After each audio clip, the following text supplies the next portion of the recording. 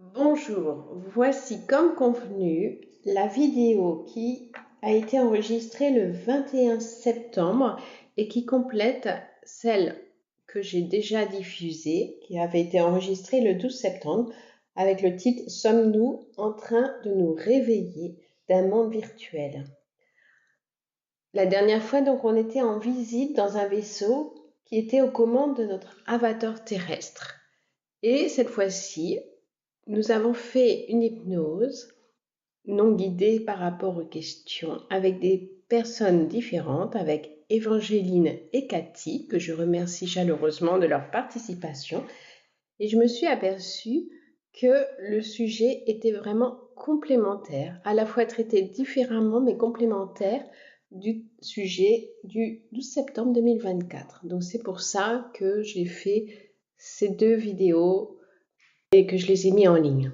Je vous souhaite une très belle écoute et n'oubliez pas que nous ne détenons pas la vérité, nous explorons en état modifié de conscience des informations qui nous viennent directement, sans forcément aller les chercher par nous-mêmes.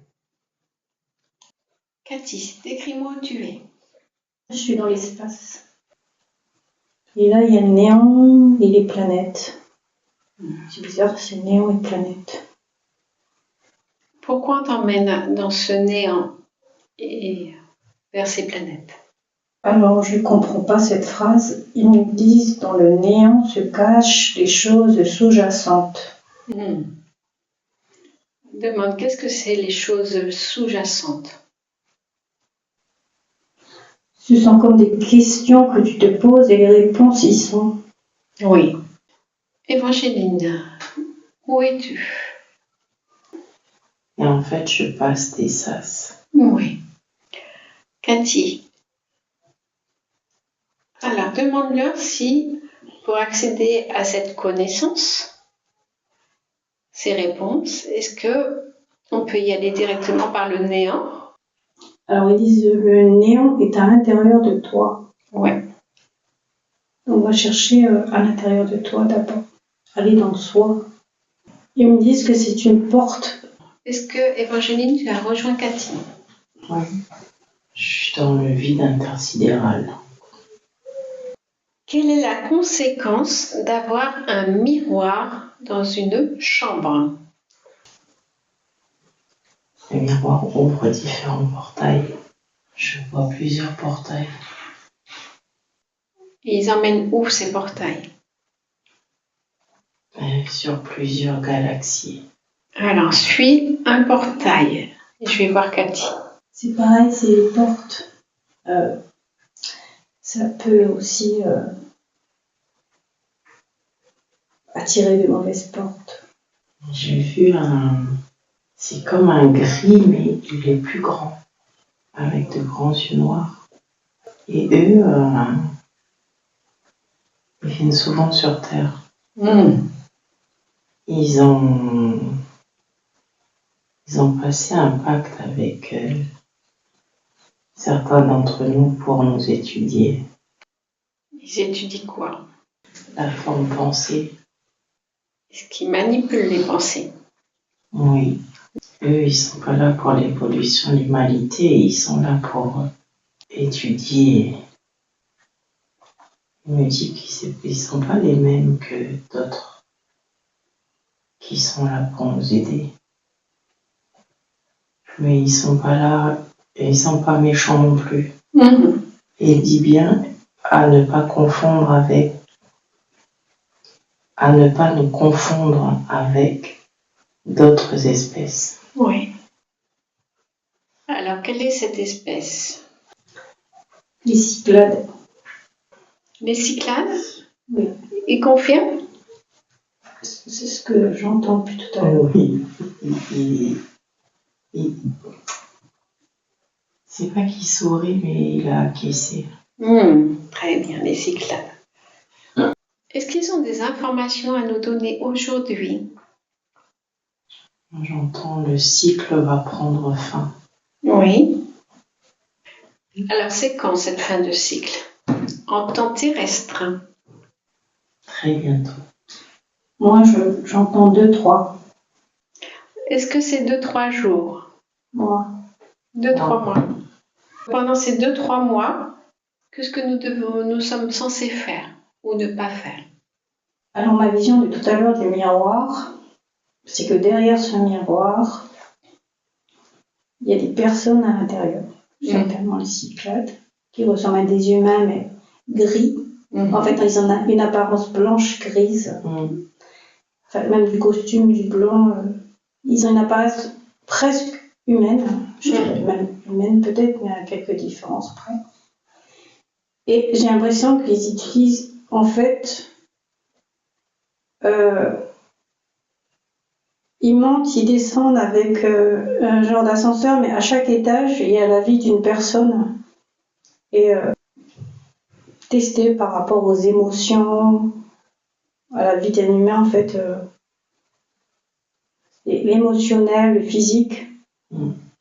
Et c'est parce qu'en fait, ils n'ont pas d'émotion. Eux.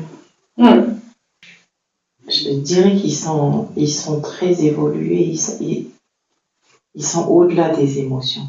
Oui.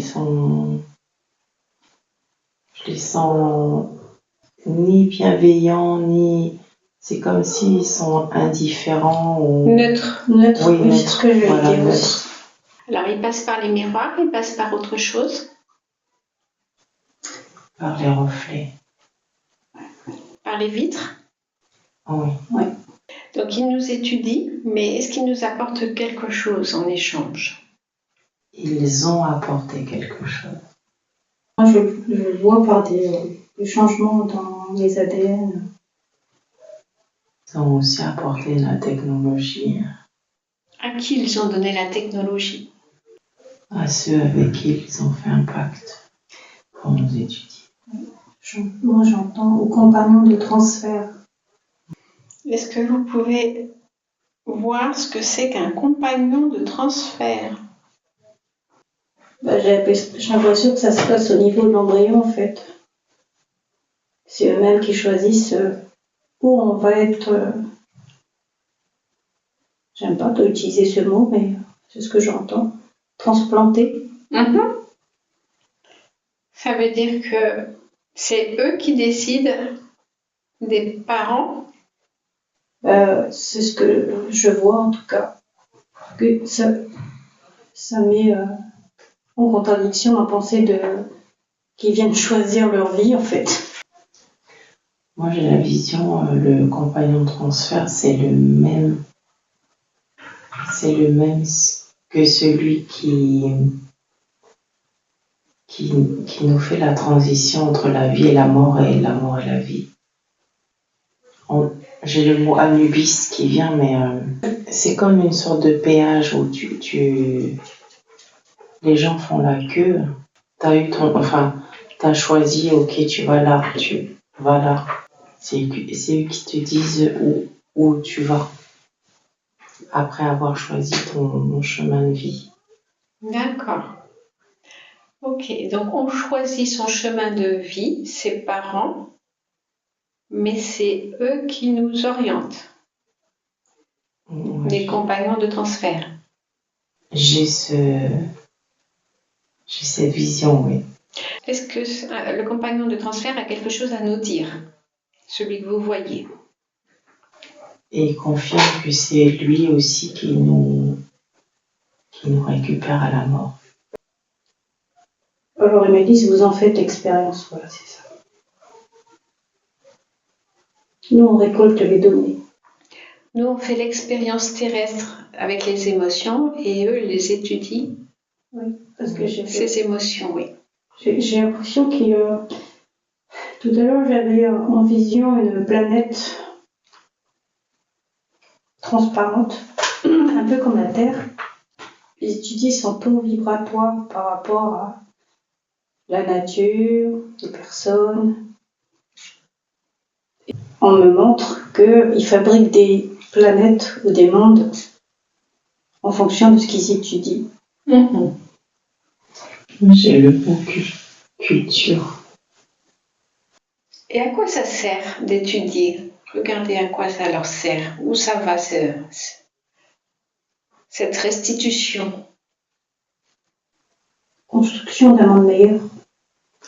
Ouais, moi j'ai évolution des mondes. Alors, est-ce que c'est eux qui participent pour nous aider à changer de monde, de cycle? Oui, parce que tu vois, la vision que j'ai eue tout à l'heure, c'est que le taux vibratoire de la planète, j'ai l'impression qu'elle est déshabillée de son taux vibratoire pour se rhabiller d'un autre taux vibratoire. Et pourquoi faut se déshabiller de son taux vibratoire? Parce qu'il y a trop de vieilles mémoires accrochées. C'est quoi ces mémoires accrochées? Mémoires d'anciennes expérimentations. Et donc ça se concrétise comment, le fait que le taux vibratoire se déshabille pour se rhabiller? Qu'est-ce qu'on va sentir, nous, sur Terre? Une basse émotion. Fragilité, sensibilité. Ouais. C'est ce qu'on va vivre pendant les prochains mois. Donc les basses vibrations vont accélérer, vont être plus importantes. Il faudra se libérer justement de ces basses émotions pour accueillir de plus fortes vibrations. Oui. Alors comment on se libère de ces émotions basses? Il faut les vivre. Et les transmuter. Oui. La vision que j'ai là, c'est fréquence, c'est bizarre, c'est des ondes fréquentielles. Enfin, je sais pas, oui, des ondes fréquentielles. C'est ce que j'entends. C'est un nettoyage jusqu'à l'intérieur de soi. Moi, c'est comme si on nous mettait dans ces ondes et que y a une espèce de peau qui craque et on est soumis à ces fréquences et en fait ça s'en va, enfin ça se désagrège. J'ai aussi cette sensation de désintégration. Désagrège. L'impression que ça se désagrège pour que ça arrive ta nouvelle vibration. C'est ça. Mais voilà, ça se traduit par les émotions. On n'a rien à faire alors, ça se fait naturellement. Il faut le vivre. Oui. Il faut être surtout en capacité de le supporter. Oui. Est-ce que tout le monde va le supporter? Non. Oui, parce que je vois plusieurs voyages de retour. Qu'est-ce qui se passe pour ceux qui ne vont pas supporter ces fréquences? Moi, je les vois repartir, tu sais, comme des âmes qui remontent au ciel, mais par une porte. C'est même pas le ciel, c'est une espèce de porte ou de vortex, je sais pas ce que c'est. Donc c'est ce qu'on va vivre dans les 2-3 prochains mois. Oui. Ou plus. C'est cyclique. Est-ce que vous êtes toujours avec quelqu'un des Cyclades? Oui. Alors, est-ce qu'il a quelque chose à nous communiquer? Moi, je vois quelqu'un qui ressemble un peu au capitaine Spock. Puis, il me montre qu'il y aura une onde de choc assez puissante. Oui. Tu sais, ça fait comme si... tu sais, c'est comme si tu prenais une grappe de raisin puis que tous les fruits pourris ils tombaient. Ça fait pareil avec la planète. Ça va faire un nettoyage d'un coup alors. Ouais. Est-ce qu'on peut savoir ce que ça va être cette onde de choc? Moi, je vois que ça arrive de l'extérieur. Oui. De l'extérieur de la Terre? Oui. D'accord. Et ça ressemble à quoi? C'est difficile à expliquer. Tu sais, c'est comme un avion ultrasonique, là, quand tu passes, et t'as tout qui vibre. Oui. Mais dans la transparence. D'accord. Et c'est ce qui va arriver dans quelques mois? Ouais, alors on me montre les oreilles, peut-être il y a un repère avec les oreilles. C'est comme un sifflement ou il y a un lien avec les oreilles. D'accord. te laisse continuer à regarder. Évangéline, qu'est-ce que tu as eu comme information? C'est comme si, en fait, il me montre ces planètes et choisir les humanoïdes pour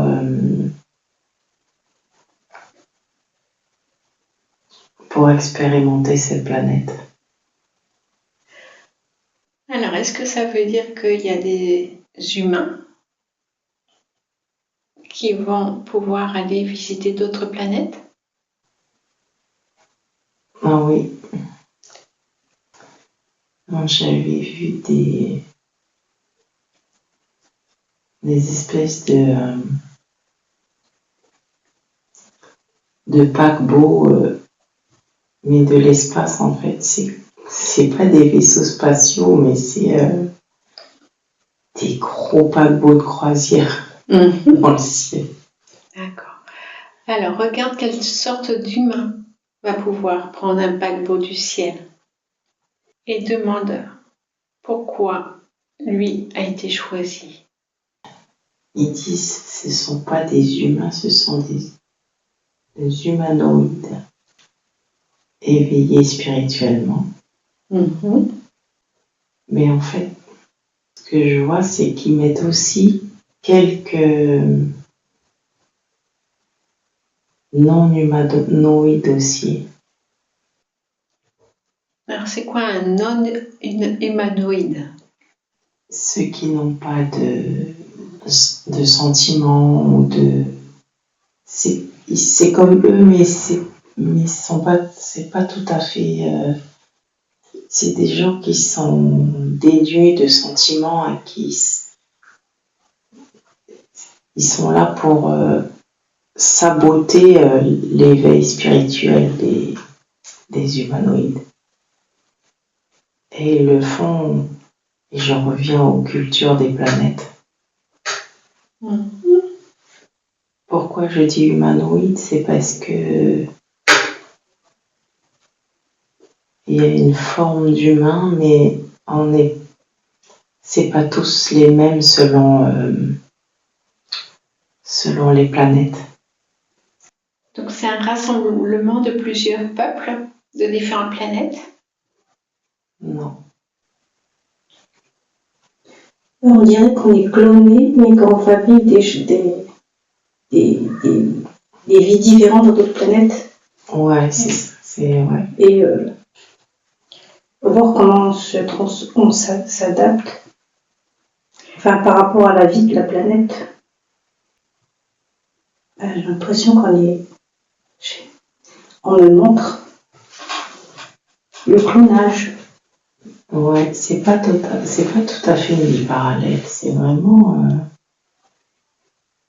on a plus ou moins le même ADN, mais différent. C'est notre version de nous-mêmes? Oui, c'est ça. C'est comme s'il y avait une Elina empathique, une Elina bienveillante, une Elina méchante. Ouais. Tu vois, c'est des états différents. D'accord.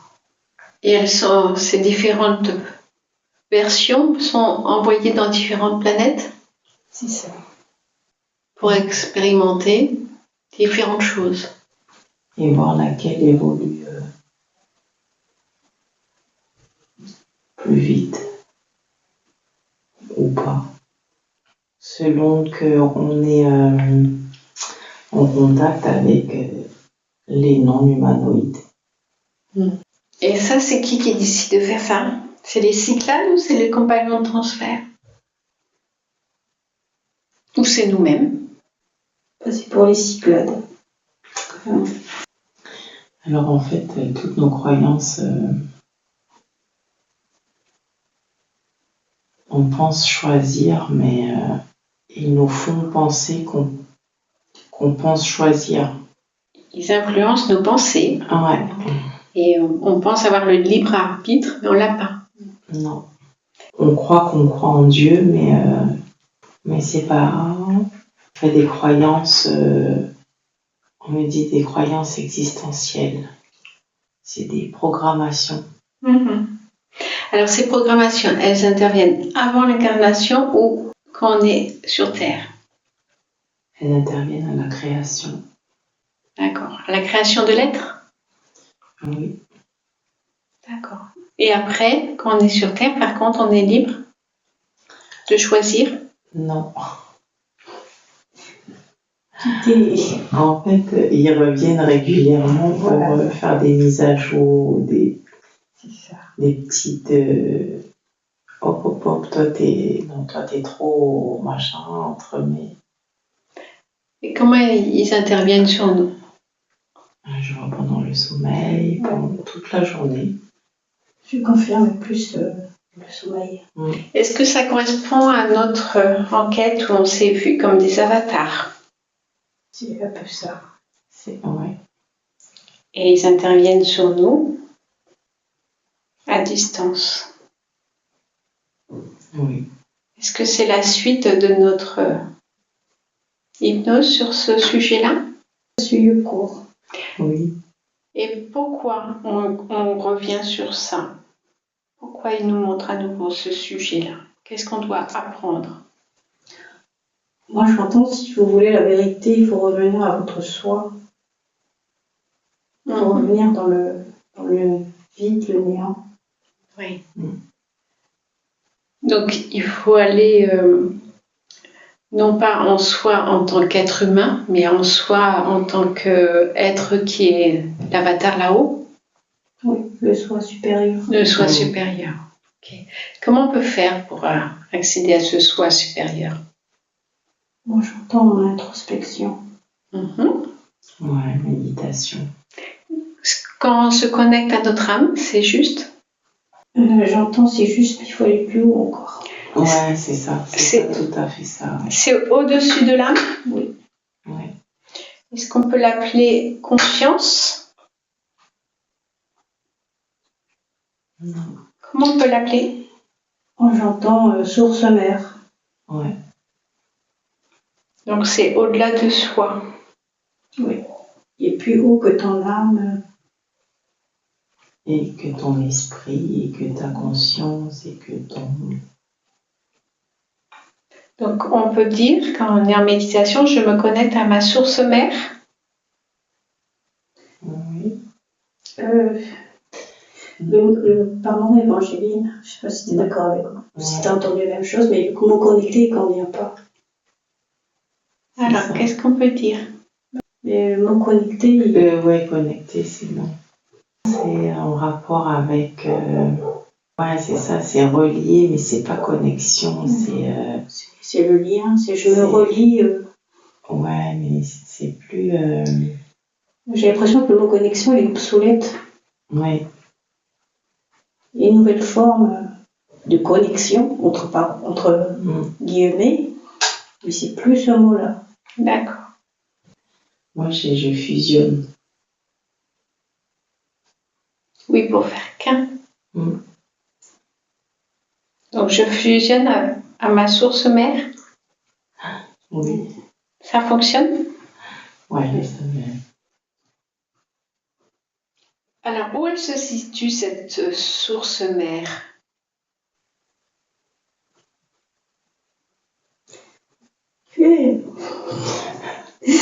C'est loin, mais c'est près. Voilà, c'est dans le néant, il est tout près et tout est loin en même temps.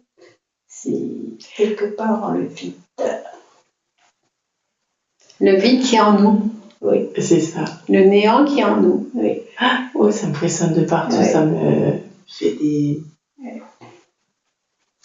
Moi, j'ai chaud. C'est des vagues de frissons, là.